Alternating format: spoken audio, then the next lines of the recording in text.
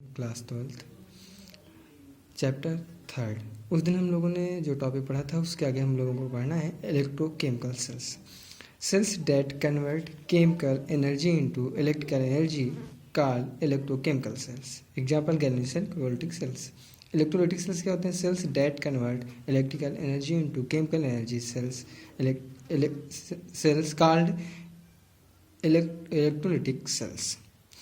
आज हमें पढ़ना है उसी पे गैल्वेनिक सेल। गैल्वेनिक सेल्स क्या होते हैं? गैल्वेनिक सेल में अभी तक जैसे हम लोग पीछे केमिकल सेल या इलेक्ट्रोकेमिकल सेल्स या इलेक्ट्रोलाइटिक सेल में एक हाफ सेल्स लेते थे, अब इसमें दो हाफ सेल्स लिए हमने अलग अलग।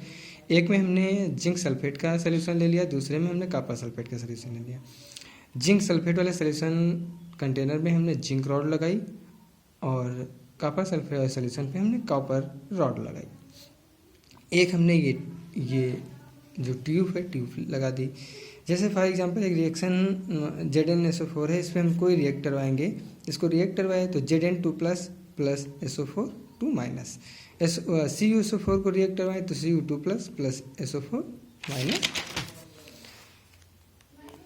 अगर बात करें गैल्वेनिक सेल की हिस्ट्री क्या है, सर्वप्रथम इस प्रकार के सेल का निर्माण सन 1780 में लुईज गैलोनो ने किया था। सन 1800 में एल्फ्रेडो ओल्ट द्वारा किया गया था, अतः इसे गैल्वेनिक सेल या ओल्टी सेल कहते हैं।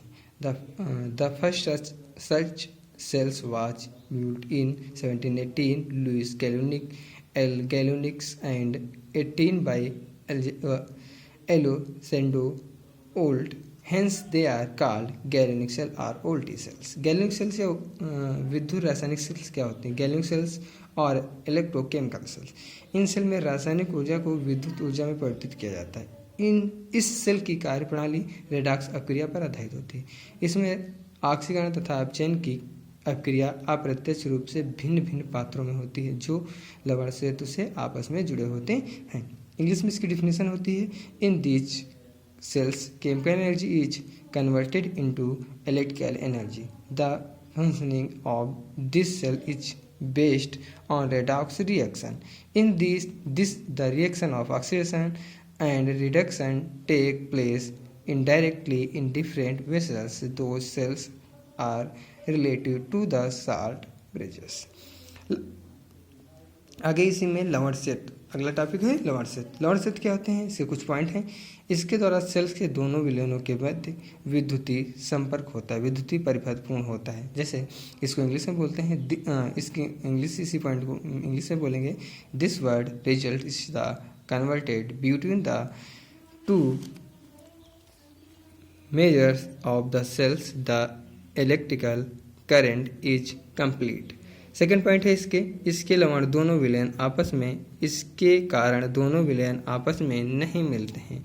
Due to this both solution do not meet each other. Third point है यह दोनों द्रवों की संधि पर उत्पन्न होने वाले द्रव संधि विभव को उत्पन्न होने से रोकता है। This preventive the liquid junction potential arranging on the pact of both liquids.